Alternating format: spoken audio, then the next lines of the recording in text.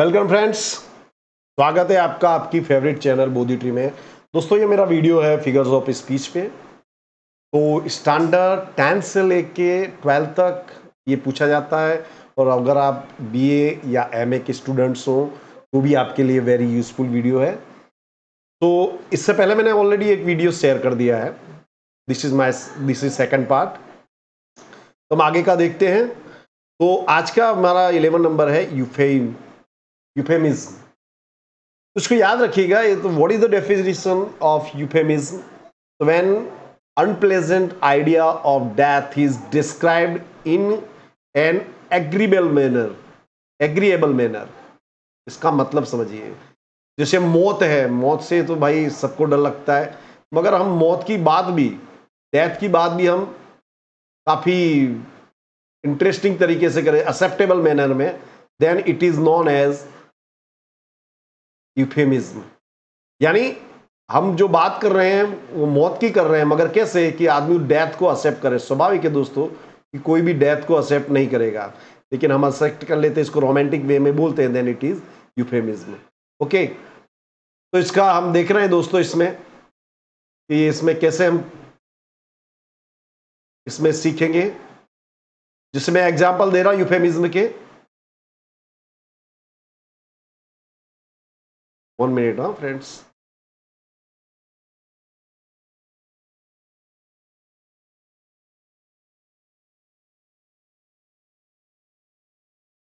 जैसे पहला एग्जाम्पल दे रहा हूं, I will love you till the Sands of life shell run. Till the Sands of life shell run यानी जब तक जिंदगी की जो रेत है हाथों से सरक ना जाए, यानी up to the death. Second देखिए, कोई व्यक्ति मर गया हो तो उसके बदले हम उसको क्या कहते हैं? He has gone to heaven, यानी वो स्वर्गवासी हो गया, ऐसा हम कहते हैं ना, दैट इज यूफेमिज्म। ये दो एग्जाम्पल याद रखिएगा। द नेक्स्ट है हमारा antithesis. In antithesis striking opposition of और कॉन्ट्रास्ट ऑफ वर्ड्स और sentiment is made in the same sentence. It is employed to secure emphasis. इसमें हम क्या करते हैं? दो कॉन्ट्रास्ट वर्ड्स को लेते हैं हमारी फीलिंग्स को दर्शाने के लिए। उदाहरण देखिए, एग्जाम्पल में बता रहा हूं आप लोगों को।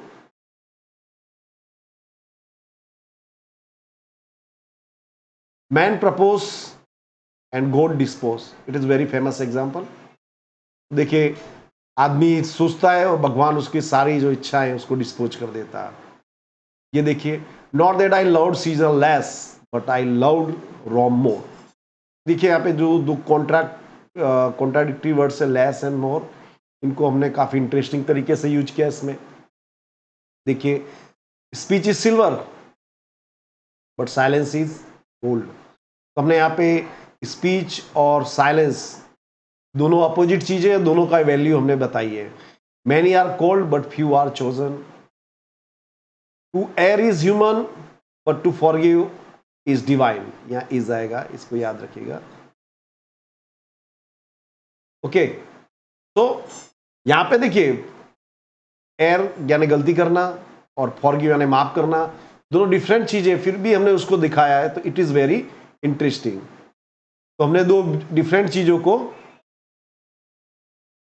दो अलग अलग चीजों को, दो कॉन्ट्राडिक्टरी चीजों को एक साथ दर्शाया। दैट इज 13 है oxymoron. Oxymoron is special type of antithesis whereby two contradictory qualities are predicted at once on the same thing. दो कॉन्ट्राडिक्टरी चीजों को दर्शाया जाता है, but they are in acceptable manner. First example देखिए, she accepted is as kind cruelty. Kind and cruelty both are totally opposite things. कोई भी व्यक्ति at the same time kind और क्रूएल कैसे हो सकता है? But this sentence is true. Second देखिए, I ate giant shrimp. Do you know what is shrimp? Shrimp यानी जो झींगा मछली हम जिसे बोलते हैं, दैट इज श्रिम्प। वो तो काफी छोटी होती है, बट इसको क्या बताया गया है? जाइंट।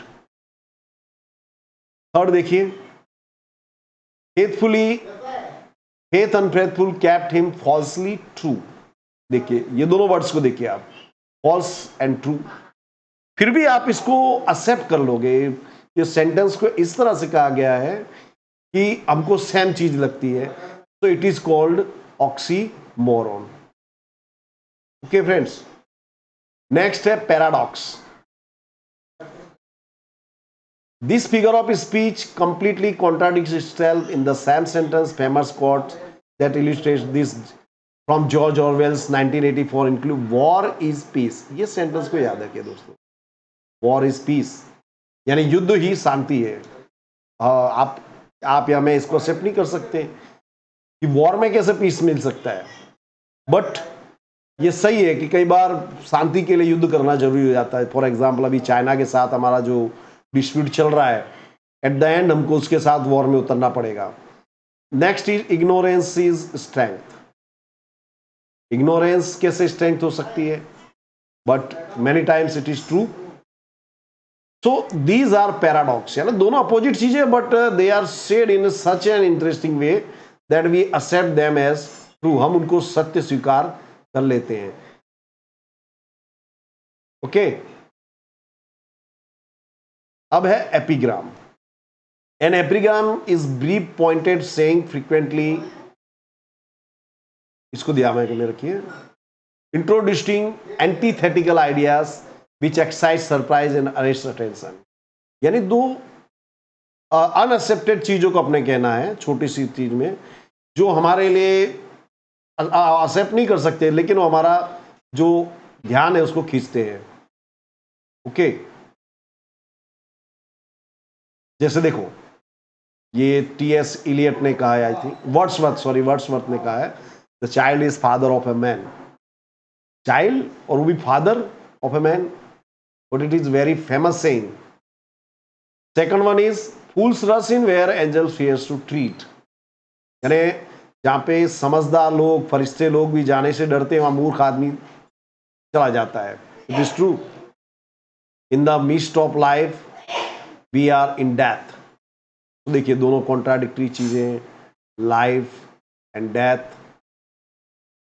लेकिन ये दर्शा रहा है कि जब लाइफ मिडल एज में होता है आदमी तो मौत के करीब जाने लगता है. Art lies in concealing art.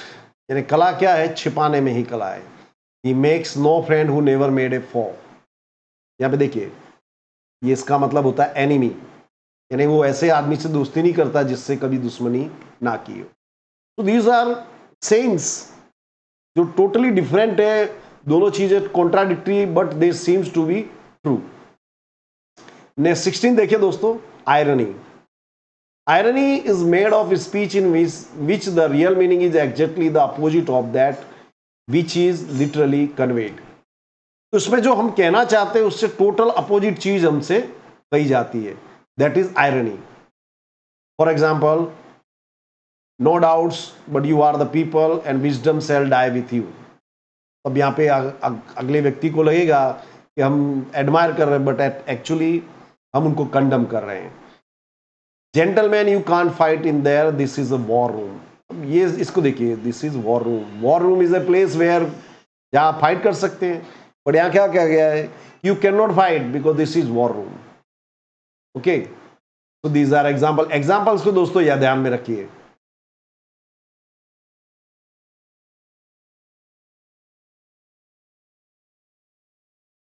One minute.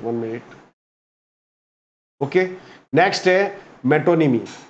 In figure of speech one word that has a very similar meaning can be use for another using the word craft. इसमें कैसा होता है कि किसी चीज को दर्शाने के लिए हम एक वर्ड का यूज करते हैं और वो पूरी बड़ी चीज को इंडिकेट करता है. जैसे क्राउन का हम यूज करते हैं रॉयल्टी दर्शाने के लिए, क्राउन यानी रॉयल्टी. लेब कोट यानी साइंटिस्ट, साइंटिस्ट कहने के मतलब कहते हैं लेब कोट. अब जैसे हम देखें, वकील कहने के मतलब क्या कहते हैं, काला कोट. काला कोट यानी क्या हुआ, वकील. फॉर एग्जाम्पल, एक वेरी फेमस एग्जाम्पल है व्हाइट हाउस सेड. तो व्हाइट हाउस तो कुछ कहेगा नहीं, तो व्हाइट हाउस यहाँ किसको इंडिकेट करता है, व्हाइट हाउस यहाँ पे इंडिकेट करता है प्रेसिडेंट ऑफ अमेरिका को. 18वां है हमारा पन. इसको हिंदी में आप लोगों ने पढ़ा होगा, अगर आपने हिंदी में सीखा हो तो. इसको कहते हैं श्लेष अलंकार. श्लेष यानी जिसमें एक ही चीज के कई मीनिंग निकलते हो. ओके, एक ही चीज के जब कई मीनिंग निकलते हो, मोर देन वन मीनिंग निकलता हो एक ही वर्ड का, then it is known as pun. This play on words uses different senses of word और different sound, this make up the word और create something fun and interesting. Life depends on liver.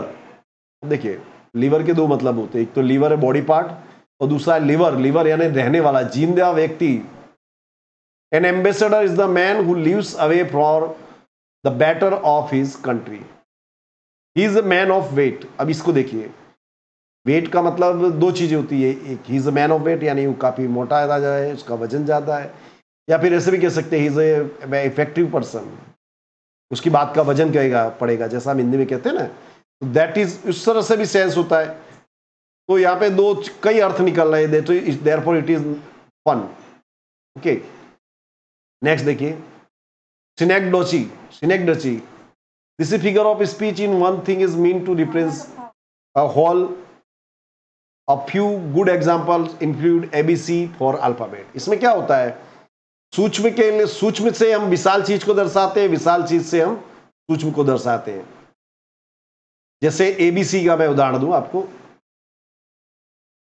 ABC का मतलब क्या, alphabet कहने के बदले हम कहते हैं एबीसी. तो ये हो गया. जैसे हम एक बहुत ही फेमस उदाहरण 9/11. 9/11 की बात करूंगा तो आपको दिमाग में आएगा जो अमेरिका में ट्विन टावर में जो अटैक हुआ था, तो पूरी दिमाग में आपकी चीज आ जाएगी. यहाँ पे दो फेमस हो जाए एग्जाम्पल दिखा रहा हूं. आई सो टू ब्यूटीफुल आईज. तो आपने खाली आंखें थोड़ी देखी, ब्यूटीफुल आई के साथ जो पर्सन होगा उसको भी पूरा देखा होगा. पर पर्सन कहने के बदले आप क्या कह रहे हैं, two beautiful eyes. I came here to seek your daughter's hand in marriage. यानी मैं आपकी बेटी का हाथ मांगने आया हूँ. भाई आप हाथ मांगने आए यानी खाली हाथ नहीं मांग रहे हैं, पूरी बेटी मांग रहे हैं अगले व्यक्ति की, यानी पूरे व्यक्ति से शादी करना चाह रहे हैं. तो यहाँ जो हैंड्स हैं ये पूरे व्यक्ति को, पर्सन को रिप्रेजेंट करते हैं. नेक्स्ट है ट्रांसफर्ड एपिथेट. यहाँ पे एपिथेट का मतलब याद रखिएगा दोस्तों, epithet means adjective. Transferred epithet is a figure of speech in which epithet grammatically qualifies a noun other than the person. यहाँ पे हम वो जो एडजेक्टिव है उसके द्वारा कोई पर्सन के बदले किसी थिंग को दर्शाते हैं. For example cheerful money. It seems very interesting कि मनी कैसे चीयरफुल होती है. फॉर एग्जाम्पल स्लीपलेस नाइट, यानी ऐसी रात जिसमें नींद ना आ रही है, रात को नींद नहीं आ रही, it is not possible. Very road, very road, very यानी थके हुए रास्ते. अनसक्सेसफुल अटेम्प्ट, अटेम्प्ट कैसे अनसक्सेसफुल हो सकता है, अनसक्सेसफुल व्यक्ति हो सकता है.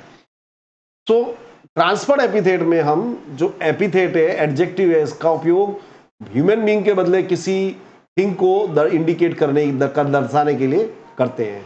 ओके, बस 1 मिनट फ्रेंड्स. नेक्स्ट है हमारा tautology. Unnecessary use of words और ideas which don't add something to the meaning. यानी कि अननेसेसरी यूज करना है आपको वर्ड का जहां पे उसकी जरूरत ना हो. फिर भी देखिए, this plot of orchard ground is ours. तो आपने प्लॉट कहा है तो आपको ये जो ग्राउंड वर्ड का यूज करना नहीं चाहिए था. क्या कहना चाहिए, this plot of orchard is ours. तो यहाँ पे जो ग्राउंड वर्ड है आपने एडिशनल यूज किया है, so it is tautology. He lies buried there defeated and unconscious. तो ही लाइज बरीड देयर, कोई भी आदमी दफन है तो अनकॉन्शियस तो होगा, अनकॉन्शियस क्या मरा हुआ होगा. तो we don't need to use this word, but we are using this word, so therefore it is tautology.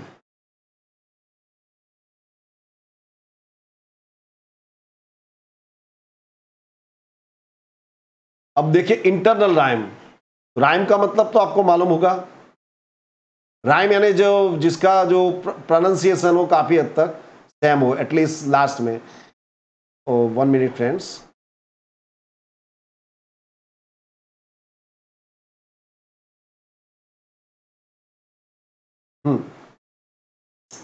When two or more rhyming words are placed within the same line. Actually क्या होता है, आपने देखा होगा rhyming जो होता है ये eight the end of line होता है. दो अलग अलग लाइन होती है, उनके एंड में राइमिंग वर्ड्स आते हैं. मगर यहाँ पे जो राइमिंग वर्ड्स है ये सेंटेंस के लाइन के अंदर ही आ जाते हैं. While I nodded really napping suddenly there came a tapping. तो देखिए वर्ड है napping and tapping and it is in the middle of the line. Actually जो आपने राइमिंग देखा होगा ये पोएट्री वगैरह में होता है, इसका यूज हम कहाँ करते हैं? At the end of the line. Okay, from the book I borrow surface is hidden sorrow. देखिए borrow sorrow these are rhyming words. Okay, तो कंसेप्ट क्लियर हो गया आपको। नेक्स्ट देखिए क्लाइमैक्स। क्लाइमैक्स का मतलब जानते होंगे दोस्तों, क्लाइमैक्स मींस एंड। तो क्लाइमैक्स में क्या होता है? Arrangement of ideas, arrangement of words and ideas in the increasing order. इसको खास याद रखिए, द वर्ड इंक्रीजिंग ऑर्डर और ऑफ इंपॉर्टेंस। डेफिनेशन भी याद रखना दोस्तों, दो तरह से पूछा जा सकता है। कई बार डेफिनेशन पूछ के एग्जाम्पल देने को कहा जाता है, कई बार एग्जाम्पल देकर के आपको आइडेंटिफाई करने कहा जाता है। तो देखिए यहाँ पे she came smile and won my heart, ये सब जो चीजें दिखाई गई हैं, जो आइडियाज है, इसको इंक्रीजिंग ऑर्डर में दिखा गया। देखिए सेकंड एग्जांपल देखिए, there are three things that will endure, faith, hope and love. ये तीनों चीजों को according to importance increasing order में दिया गया है। ओके, एंटी क्लाइमेक्स, ये देखिए एंटी क्लाइमेक्स यानी क्लाइमेक्स का जस्ट अपोजिट है। इसमें क्या होता है? एंटी क्लाइमेक्स में जो आइडियाज से उनको डिक्रीजिंग अथवा डिसेंडिंग ऑर्डर में कहते हैं। फॉर एग्जांपल देखिए, पहला एग्जांपल देखिए, किंग्स, प्रिंस, सोल्जर्स। एक्चुअली क्या होता है? इंपॉर्टेंस देखा जाए तो सबसे पहले इंपॉर्टेंस किसका आएगा? किंग का, फिर प्रिंस का, फिर सोल्जर्स का। पर ये कैसा दिखाया गया आपको? डिसेंडिंग में। तो this is anti climax. He lost his wife, children and house. उसने सबसे इंपॉर्टेंट चीज है उसकी वाइफ, उसके बाद है चिल्ड्रन एंड हाउस। तो एक्चुअली क्या बोलना चाहिए था? हाउस, चिल्ड्रन, वाइफ, बट हमने इसको डिसेंडिंग ऑर्डर में दिखाया, तो it is anti climax. Next देखिए दोस्तों, litotes. It is marked by the use of negation to present positive idea. यानी इसमें हम नेगेटिव चीज का उपयोग करके पॉजिटिव जो आइडिया है उसको दर्शाते हैं। नेगेशन यानी नॉट का यूज करके। फॉर एग्जाम्पल देखिए, he is not bad sort of guy, यानी वो बुरा आदमी नहीं है। इसके बदले हमको कहना चाहिए is a good guy, but we are using not negative word positive thought के लिए। हर परफॉर्मेंस वॉज नॉट बैड, उनको बोलना चाहिए था हर performance was good, but we are using that negative word. Okay, anastrophe. Here the normal arrangement of the prose order of the sentence is changed to create poetic effect. यहाँ पे हम जो actually जो सेंटेंस का जो order है उसको change कर देते हैं, arrangement of the words, noun, pronoun, everything, poetic effect देने के लिए। For example, excited children were when Santa enter the room. तो एक्चुअली क्या कहना चाहिए? Children were when Santa enter the room, the children were excited. Excited ये word जो है चिल्ड्रन के बाद आना चाहिए था, तो इसको पहले लिखा। और ये जो चीज है, ये वाला हिस्सा ये आगे आना चाहिए था कि when the Santa enter the room, the children were excited. Patient I lake, actually ये सेंटेंस कैसा होना चाहिए कि आई लेक पेशेंट। तो इस तरह से दोस्तों हम इसमें जो ऑर्डर हम चेंज कर देते हैं। ओके, फिर इसके अलावा कुछ और भी है दोस्तों figure of speech, they are less important, जैसे मैं आपको बता रहा हूं। 1 मिनट फ्रेंड्स। वो है interrogation, exclamation. It is very easy. Interrogation अगर होगा तो उसमें इंट्रोगेटिव साइन आएगा, ये जैसे ये एग्जांपल में दिखा रहा हूं, who is here who does not love his country. ये जो इंट्रोगेशन का मार्क है, इससे हमको आइडिया आ जाता है। और एक्सक्लेमेशन में एक्सक्लेमेटरी साइन आती है, देखिए what a miserable dream of life is. यहाँ जो एक्सक्लेमेटरी साइन आया है, इससे मालूम पड़ जाता है कि ये this it is exclamation. Okay, तो अब मैं दोस्तों आपको वर्क दे रहा हूं कि what you have to do, कि आपको ये जो मैंने एग्जांपल्स बताए हैं बाय हार्ट कर लीजिए फ्रेंड्स। एग्जांपल्स आएंगे जो मैंने आपको एग्जांपल बनाए, उसमें से आपको लगभग 100% मिल जाएंगे। So what you have to do, you have to write the examples in this column. देखिए इसको, वीडियो को पॉज करके देख सकते हैं आप, और वर्क पूरा कीजिए। एंड श्योर दोस्तों, आपको कंसेप्ट काफी अच्छी तरह से क्लियर होगा।